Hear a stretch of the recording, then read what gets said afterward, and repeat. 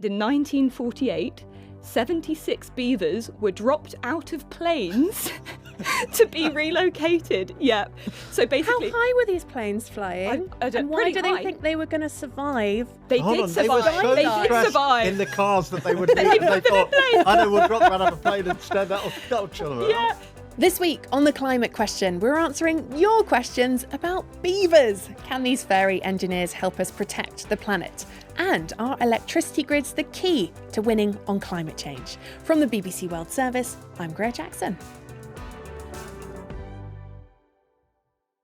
To help us answer those questions, we have our usual expert panel. We have Akshat Rathi, who is the senior climate reporter at Bloomberg Green. Hello, Akshat. Hello. We have Caroline Steele, who is the host of the BBC World Service's podcast, Crowd Science. Hello. And Justin Rowlatt, the BBC's climate editor. Hi there. Let's get straight into beavers, because Hobart Spitz on YouTube wrote that they are a solution to our warming world. Hobart said these creatures store carbon and help landscapes become more resilient to climate extremes like wildfires and droughts and floods. Caroline, can you just unpack how beavers might make these places more resilient, these landscapes more resilient? Because I think you've seen it in action in California. Yes. So I think beavers are great. They do, by building dams, they do amazing things for the environment around them.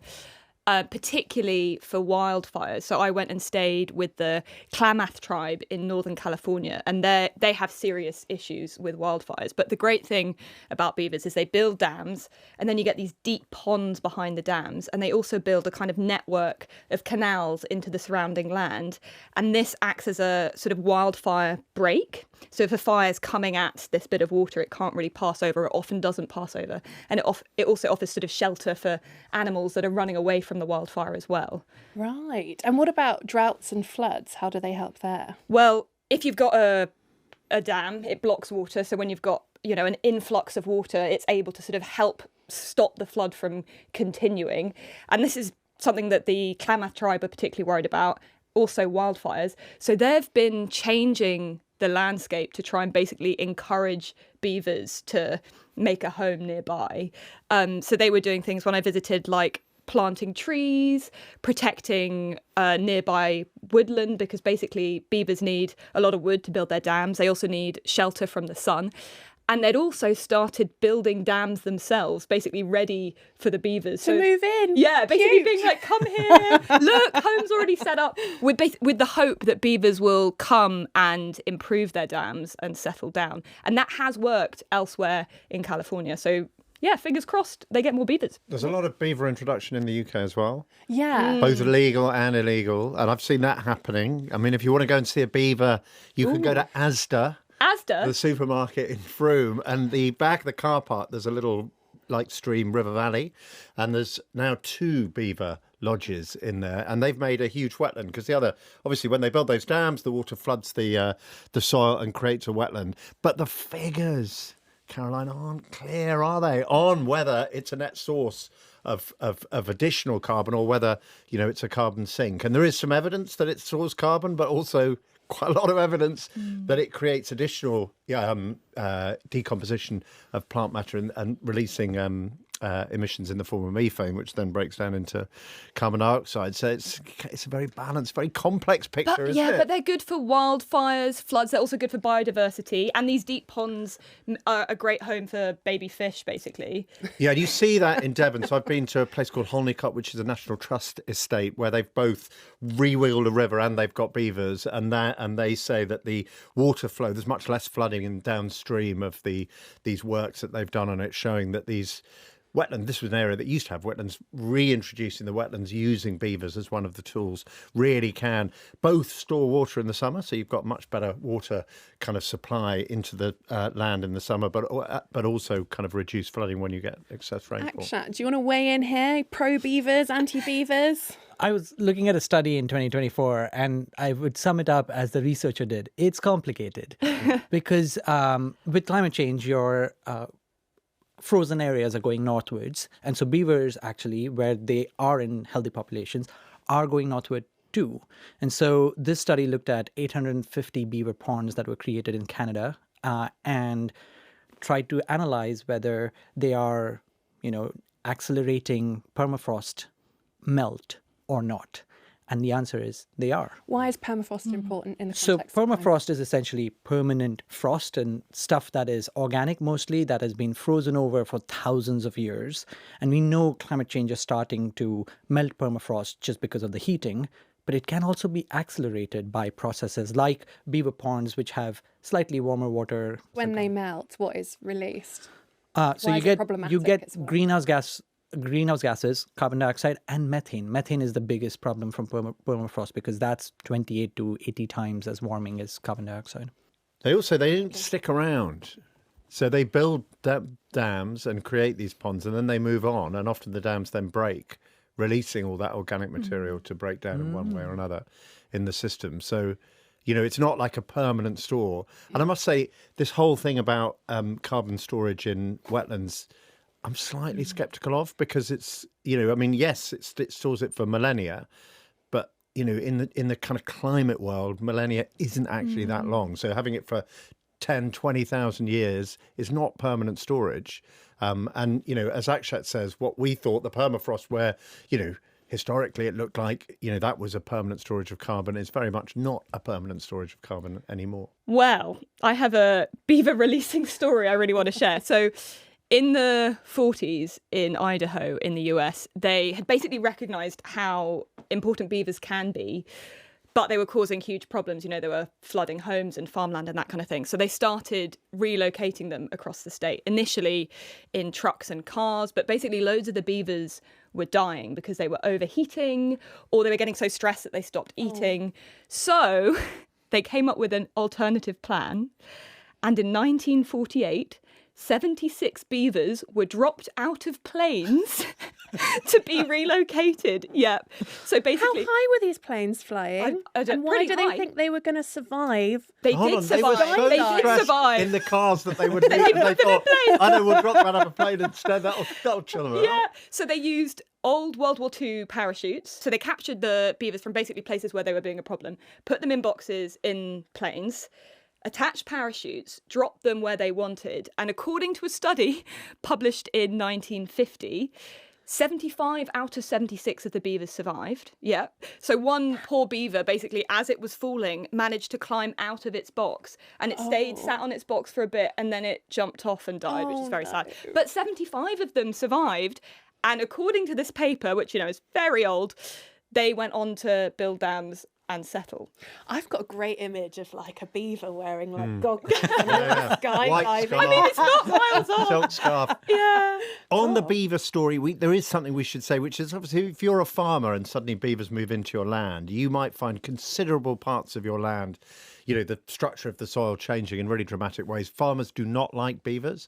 They get upset when they move in without their kind of permission onto their land. So there is a real conflict. You talking about beavers being unwanted in certain places. There is potentially a huge conflict between, farmers and beavers. Well, let's move on to our next question. It's a topic that I know is very close to your heart, Akshat. It is grids. Dario got in touch to say that updating and upgrading the electricity grid is key to increasing renewables and cutting the use of fossil fuels. And as we know, fossil fuels are the main driver of climate change. So maybe we can just start with what's wrong with the grids as they are? What are these changes that need to happen? Well, first gold star to the questioner, because clearly they've been listening to what I'm saying on this show. I love grids. I mean, they are these boring pieces of metal that are everywhere, and we tend to essentially ignore them at our own peril. I would say the biggest highlight for me over the last year was the UN Secretary General is talking about grids on his big speeches that he's Your giving. highlight of the year. Highlight of the year. Wow. If the what sort UN of year have you had, Secretary- Akshat? It's only been 2 months. So. Hey, when you think about grids, you need celebrities who will endorse them. My celebrity was the UN Secretary General. They are very important because we are essentially changing how we are generating electricity, and we are making electricity the backbone of our energy system. So instead of having these centralized power plants, nuclear, coal, gas, which produced lots of electricity from one place and then sent it out to all the consumers, you now have essentially a distributed system because solar and wind are much further out. They are also much more dilute, and so you need more land. But in places around the world now, you also have bidirectional generation. So it's not just a household consuming the electricity coming from a power plant, but sometimes even generating that electricity. Or in these cases, with the UK now piloting the idea of having electric cars being able to plug directly into the grid, becoming stores of electricity, mobile stores. So you need a grid that is smarter, that is able to handle variation like it hasn't in the past, and is able to manage to move lots of electricity, lots of distances. Right. And that's why we need the upgrades. And so what does that look like in practice? Is it like new wires? Is it storage? All of the above. Essentially, you need new wires, you need better software, you need more engineers who can deal with data flows because this is now becoming digitalized. You need batteries, you need these new devices that are going to manage the voltage. So you could either have batteries or you can have these devices called synchronous compensators, which are essentially big turbines, but they don't burn gas or coal, to manage the voltage variations that happen in the grid. And just to put numbers on this, right?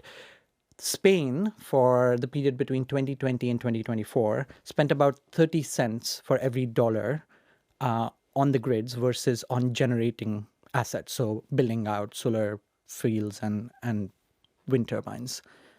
The ratio, as the UN Secretary General has got the message, is 1-to-1, because you actually want to spend as much on the grid and the infrastructure as you want to on building out the clean generating power capacity. Is anyone doing that 1-to-1, or who's Yes. leading the grid race? So the UK and France are actually a little bit higher than 1-to-1. And in the UK, it's pretty clear, right? Our power consumption is here in the south, in the London area. Most of our power generation is in the north, with offshore wind coming from Scotland. So you need a lot more transmission to make the grid work.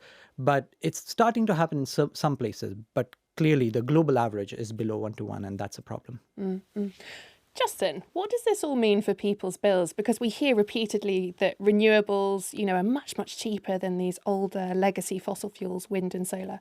When are we going to see cheaper bills? Because it hasn't necessarily been the case for lots of people. Well, as Akshat says, this is a huge additional expenditure. So when we see, for example, a couple of weeks ago when the government signed these new contracts for difference, these new contracts with people building offshore wind farms, the headline price was around £90 per megawatt hour. But that doesn't include these changes to the grid, which are charged elsewhere in the electricity bills. And that is a huge issue because it is an additional cost associated specifically with renewables, and is something that is being challenged by political parties here who are saying, hold on, you're not counting the full price of this. There are additional things that they tend to count, which is the fact that we still need gas backup in case we have days when there isn't any wind or sun. So we do need the gas-fired power stations. So interestingly, we saw the government saying, look how much cheaper renewables are than gas. And everybody, opponents were saying, well, hold on a second, you're going to be building those plants in addition. So the real cost is significantly higher. So, which is one of the reasons why we've got this increasingly kind of vigorous debate over the role of renewables in the UK power grid happening at the moment. Is it fair to think of it as sort of short-term more expensive, long-term cheaper? That is the argument. But as I say, if you're going to have to back up most of it with gas, there are questions about really what those long-term costs look like. And the politics works short term, right? We have 5-year government here in the UK, 4 years in other places. So if cost of living is a concern now, then people will be looking for answers today. And so, yes, upfront cost of building out the grid is going to be added on to the bills. That's where the politics has to figure out, how do you message this? Because in the long term, it's the same people who are going to vote in this country. So how do you make the long-term message land, really? But that whole difficulty democracy has with dealing with longer term issues is a central issue for all sorts of things in climate change. We're dealing with a long term, slow burning change, and it's really hard for democratic societies to grapple with it. I mean, just look at how America's politics on climate do these switchbacks as the governments change. It's a really serious challenge. What about a country like China, which is not democratic? How are they doing, Akshat? So they are building out the grid really well. But actually, if you look at the investment numbers, they're only spending 25 cents on the grid for every unit they spend on generating not the asset. 1-to-1. Not the 1-to-1 yet. But perhaps that's because they build so much that their building is cheaper than it is in Western countries. A lot of my work last year was focused on how there is very little manufacturing capacity to be able to build all these wires and cables and transformers that we need for the grid. So it might be just cheaper in China. But there's also the issue that we need to make clear. The reason to talk about cost is important because it's an issue for the voters. One message that leaders who understand electricity should be taking out is efficiency, right? When you use electricity for end users, whether that's transport, whether that's heating, it is just so much more efficient than burning fossil fuels. Your car is moving 4 times the distance for the same unit of electricity as it would same unit of gasoline. It's moving 3 times as much more heat into the house compared to just burning gas in the house. And that's where you will start to see the gains in cost as well. All right, I think that's where we'll leave it. Thank you so much, Akshat Rati, Caroline Steele, and Justin Rowlatt. And thank you so much for watching. As you've seen today, we love answering your questions, so do comment them below and we'll try and feature them in a future show. And don't forget to subscribe to the BBC World Service YouTube channel so you don't miss out. I'm Gray Jackson, and I'll see you next time.